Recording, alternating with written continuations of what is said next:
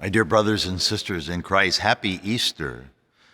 On this day especially, we raise our hearts and minds in gratitude for what the Father has done for us. Jesus' suffering, death, and resurrection is the greatest display of love known in human history. It's the greatest love story of all time. The Father's greatest possession, his Son, was sent to our fallen world to rescue us from sin and death. And you and I, we are all the crowning glory of his creation. God's deepest desire is to have a relationship with those whom he has called his own, each and every one of us. So Easter is the culmination of God's rescue project. He wants each of us back. The story of salvation history is about God coming to get his world back. It's a conquering king who came to invade our world and bring it back to the Father. This is why Easter is so personal for you and for me, for each one of us, because you matter. I matter. Every person whom God has created matters. And because the human race had been sold into slavery, into sin and death, we were left completely without hope for salvation. And we could not escape the grip of the enemy on our own. So God did not leave us on our own, though, out there with no help. No. You and I have been rescued from this invasion of the kingdom of sin and thereby death.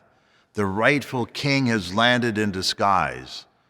Jesus coming into the world is the invasion of one kingdom by another kingdom, a stronger kingdom. Evil is not stronger. God is stronger. Love is stronger.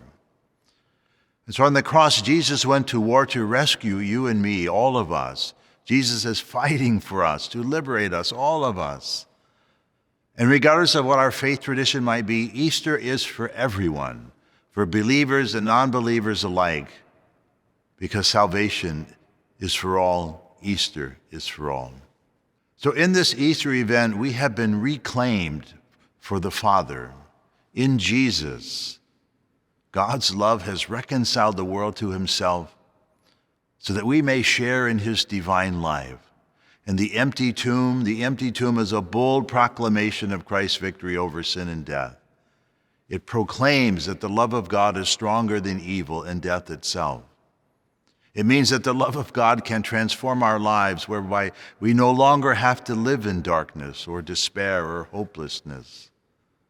And the light of Christ goes always before us. But how are we to respond? This is how you and I are to respond, by sharing the light of Christ that has been given to us with the world. So friends, as we celebrate this great gift of Easter, be assured of my prayers for you and your families, and may Jesus set your hearts aflame with his love, so that we all become bearers of Christ's radiant glory, filling the world with this new life. Again, happy Easter.